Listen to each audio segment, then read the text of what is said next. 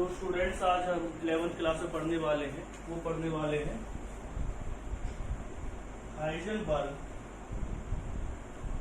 Uncertainty principle. बहुत ही important position मतलब कि पॉइंट है ये हमारे काम में आएगा। मैं बहुत सी चीज़ और भी बताऊंगा इसके बारे में अभी आपको। अभी तो मैं थोड़े से पॉइंट आपको बताने वाला हूं, जैसे कि अगर कोई भी इलेक्ट्रॉन न्यूक्लियस की सराउंडिंग में क्या कर रहा है, रिवॉल्व कर रहा है, तो उसकी पोजीशन और मोमेंटम एक साथ निकालना पॉसिबल नहीं होता। अगर आपने इस स्मॉल साइज के पार्टिकल का मोमेंटम और पोजीशन निकालने की कोशिश की तो कहीं ना कहीं उसके अंदर एरर आएंगे, कहीं ना कहीं उसके अंदर अनसर्टेनिटी आएंगी, सर्टेन वैल्यू नहीं आएगी। उसी को किसने बताया था? हाइजेनबर्ग अनसर्टेनिटी प्रिंसिपल ने बताया था। उसने बताया था in case of microscopic particles, in case of microscopic particles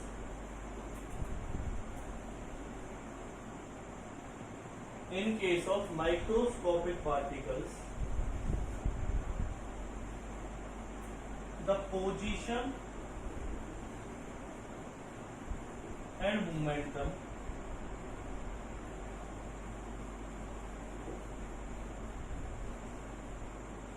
are not measured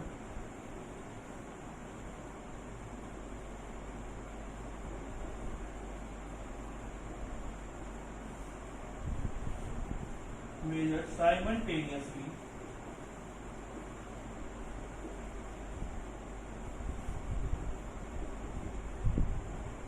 with accurate value।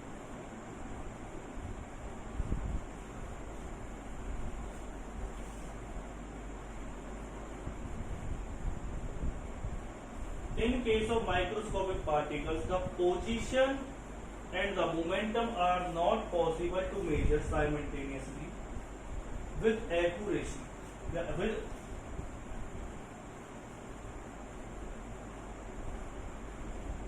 with accuracy। एक एक्यूरेसी के साथ आप दोनों पोजीशन और मोमेंटम को मेजर नहीं कर सकते। पहला पॉइंट उन्होंने बताया था, इसे नोट डाउन कीजिए।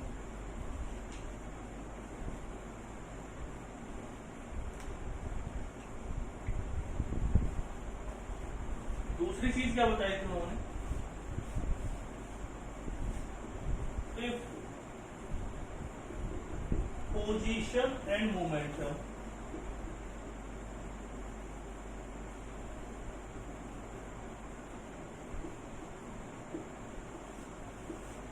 of microscopic particles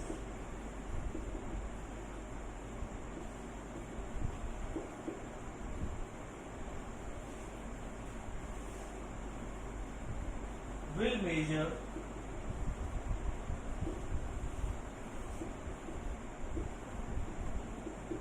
it has some uncertainty।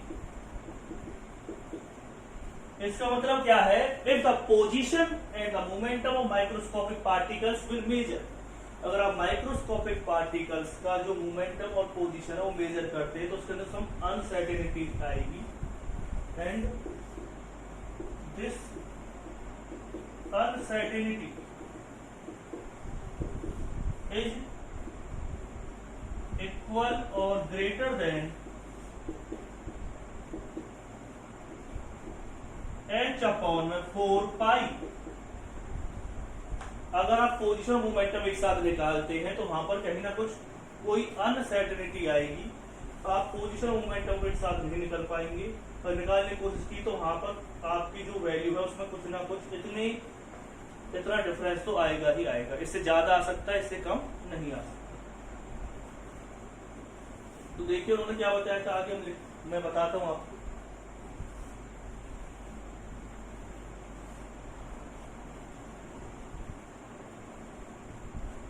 उन्होंने बताया था कि मोमेंटम और पोजीशन के अंदर जो अनसर्टेनिटी होती है वो इक्वल और ग्रेटर देन होती है h/4 पाई। लेकिन आप जानते हैं P इक्वल टू क्या होता है, मास इंटू डेल V, क्योंकि मास किसी का भी अनसर्टेन नहीं हो सकता।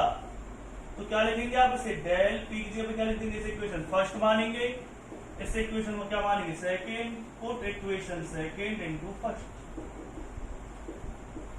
तो क्या वैल्यू आएगी वो देखिए,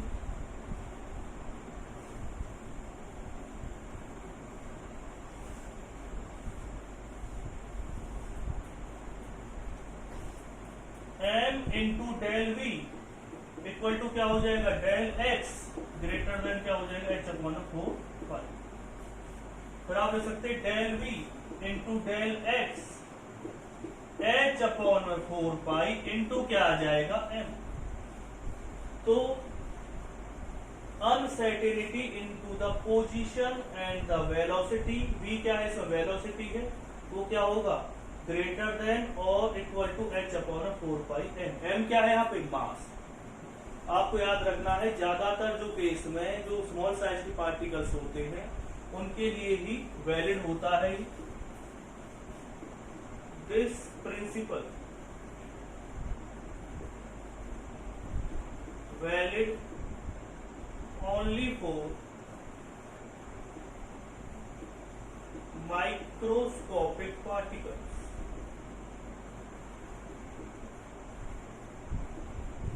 This principle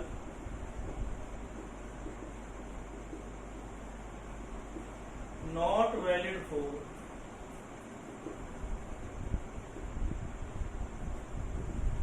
मैक्रोस्कोपिक पार्टिकल्स। ये मैक्रोस्कोपिक पार्टिकल्स के लिए वैलिड नहीं होता, हमेशा किसके लिए वैलिड होता है, माइक्रोस्कोपिक पार्टिकल्स के लिए ही वैलिड होता है। अगर आपने इसे एक्यूरेसी से निकाल लिया तो इसमें ज्यादा अनसर्टेनिटी आ जाएगी, अगर आपने इसे एक्यूरेसी से निकाल लिया तो इसमें अनसर्टेनिटी आ जाएगी। यानी अगर आपने पोजीशन एक्यूरेट निकाल ली तो मोमेंटम अनसर्टेन हो जाएगा, अगर आपने मोमेंटम अनसर्टेन वो मोमेंटम क्या निकाला, एक्यूरेट निकाला, तो पोजीशन आप निकालने में कामयाब नहीं होंगे। तो ये तो हो गया किसमें, पोजीशन और वेलोसिटी में अनसर्टेनिटी। अब बात करेंगे हम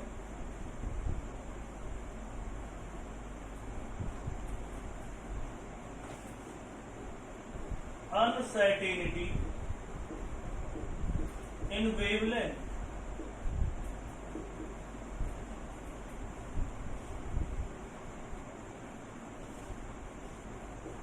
आपने पढ़ा है लैम्डा इक्वल टू क्या होता है, h अपॉन p, ये आपने पढ़ रखा है। लेकिन मैं इसे ऐसे लिख सकता हूँ, p इक्वल टू क्या होता है, h अपॉन लैम्डा। अब आपने ये कहाँ पढ़ा था, तो इन डी ब्रोगली वेवलेंथ।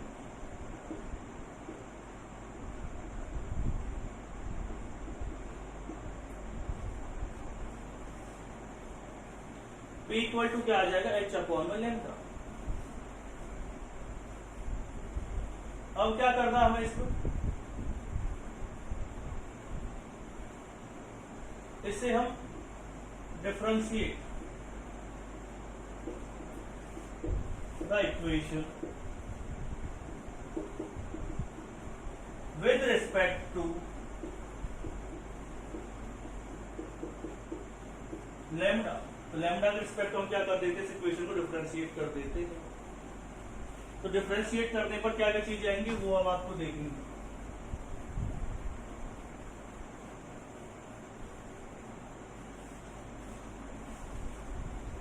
सबसे पहले दे रखा P, तो ये क्या आ जाएगा, dp बाई डी लैम्डा। इसे क्या लिख सकते हैं आप, मैं कुछ चीजें आपको बता देता हूं, जैसे कि ये क्या है, p को आप इस तरह भी लिख सकते थे, h अपॉन लैम्डा माइनस 1, क्योंकि हम किसी भी चीज को जिसके रिस्पेक्ट में क्या करते हैं, डिफरेंशिएट करते हैं, वो ही वेरिएबल होता है, बाकी क्या होते हैं, कांस्टेंट। तो h क्या हो जाएगा, इसमें कांस्टेंट हो जाएगा, लैम्डा इनवर्स क्या वेरिएबल। तो dp अपॉन में डी लैम्डा अगर आप लिखेंगे तो x तो कांस्टेंट आ गए। आपने मैथमेटिकल टूल्स में फिजिक्स के पढ़ा है कि किस तरह से आप क्या करेंगे, डिफरेंशिएशन करते हैं। अगर नहीं पढ़ा तो आप सर से कहिए कि सर हमें डिफरेंशिएशन करना सिखाएं फिजिक्स के अंदर। तो मैं फिर भी बता देता हूं आपको, इसमें क्या होगा, 1 ऐड करेंगे और जो इसकी पावर है वो कहाँ चली जाएगी, आगे चली जाएगी, क्योंकि फॉर्मूला होता है डिफरेंशिएशन का कि x की पावर n का अगर आप डिफरेंशिएशन निकालना चाहते हैं तो किसके बराबर आएगा, वो बराबर आता है n x n minus 1।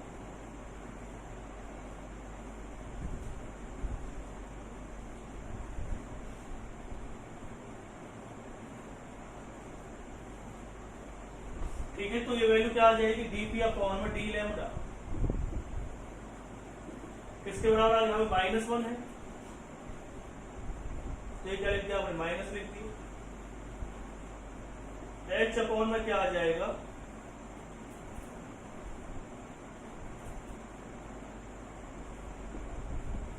Lambda -2। तो dp बाई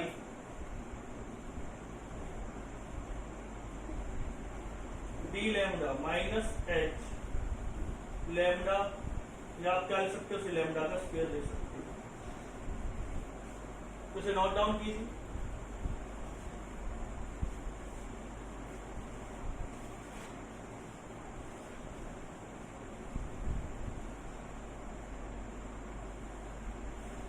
यहां पर जो आपको साइन है वो पॉजिटिव कंसीडर करना है,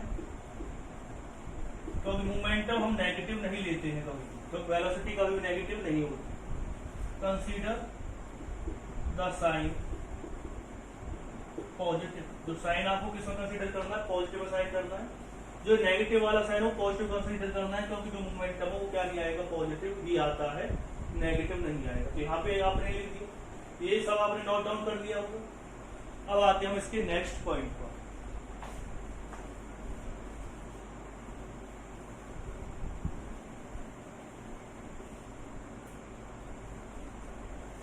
फिर क्या आएगा, dp बाई डी लैम्डा। अब आप जानते हैं, जैसे आप ऐसे लिख सकते हैं, डेल p अपॉन में डेल लैम्डा इक्वल टू क्या आ जाएगा, h अपॉन लैम्डा स्क्वायर। अब हम डी ब्रोगली वेवलेंथ के, सॉरी मैंने अभी आपको हाइजेनबर्ग अनसर्टेनिटी प्रिंसिपल के बारे में बताया था। तो क्या बताया था मैंने आपको, del p into del x greater than upon में क्या होता है, h अपॉन में 4 पाई। डेल p की आप क्या करेंगे, divide and multiply by del lambda. आप इस इक्वेशन को क्या करते हैं, डेल लैम्डा से क्या कर देते हैं, डिवाइड कर देते हैं, डेल लैम्डा से क्या कर देते हैं, मल्टीप्लाई कर देते हैं, इनटू क्या आ जाएगा, डेल x h अपॉन क्या हो जाएगा, 4 पाई। लेकिन आप जानते हैं del p upon del lambda किसके बराबर होता है, h अपॉन लैम्डा स्क्वायर के बराबर होता है। इनटू क्या आ जाएगा, इसमें लैम्डा आ गया, इनटू क्या आएगा, लैम्डा x, h अपॉन में क्या आ जाएगा, 4 पाई। h से h को कैंसिल आउट कर देना, तो ये आपकी इक्वेशन आ जाएगी, अनसर्टेनिटी इनटू द वेवलेंथ।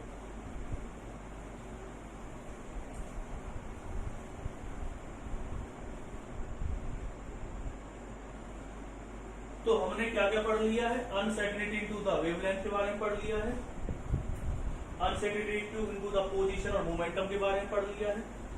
अब आते हैं हम नेक्स्ट पॉइंट पर।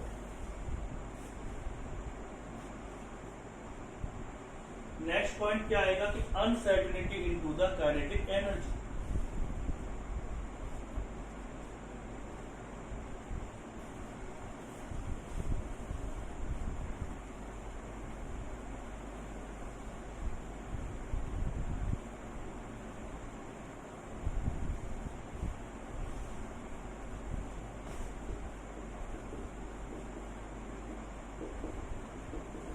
इन काइनेटिक एनर्जी किसमें अनसर्टेनिटी निकालनी है इस बार आपको, काइनेटिक एनर्जी के अंदर। जो काइनेटिक एनर्जी है मैं उसे ई के बराबर लिख देता हूं। काइनेटिक एनर्जी को मैंने किस बराबर लिख दिया, ई के से रिप्रेजेंट करूंगा, ठीक है, थोड़ी चेंज कर दिया है। आप जानते हैं ई के इक्वल टू क्या होता है, half mv square. Differentiate both side respect to v। v की रिस्पेक्ट में आप इसे डिफरेंशिएट कर देना, क्या आ जाएगा, ई के डी ई अपॉन क्या आएगा, D V half M V square, यहाँ पे क्या आ जाएगा, एम वी टू का चला जाएगा मल्टीप्लाई में। मैंने आपको बता दिया डिफरेंशिएशन कैसे करना होता है, तो अब बार बार मेरे हिसाब से बताने की जरूरत नहीं पड़ेगी। 2 से 2 क्या हो जाएगा, कैंसिल आउट हो जाएगा।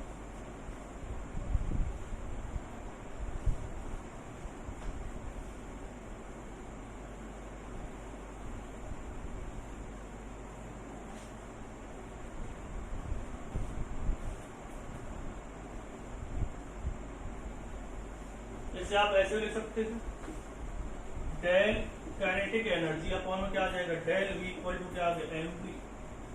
तो इसे लिख सकते हैं आप डेल ई के upon M V equal to क्या आ जाएगा, डेल वी।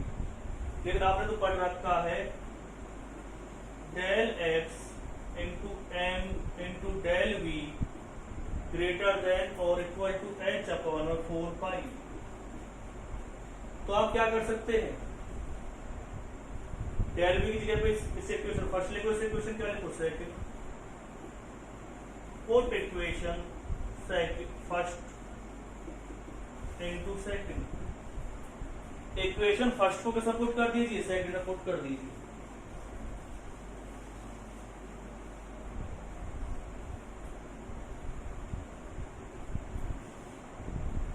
तो क्या आ जाएगा इसमें, del X M, del V जब क्या लिख सकते हैं आप, डेल ई के upon M V equal to क्या आ जाएगा, इक्वल टू और greater than upon H upon 4 pi. M से एम क्या हो जाएगा, cancel out. Del X into del E के एच अपॉन में क्या आ जाएगा, 4 पाई। डेल ई के क्या होता है, अनसर्टेनिटी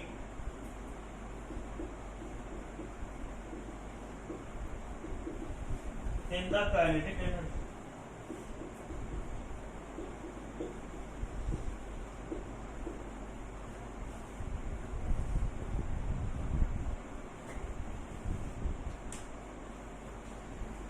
तो स्टूडेंट्स इस वीडियो को आप वॉच करें और इन सभी को नोट डाउन कर लें। फिर मैं आपको न्यूमेरिकल करवाऊंगा जूम क्लासेस पर, इसके ऑनलाइन क्लासेस पर मैं आपको इसके न्यूमेरिकल्स बताऊंगा।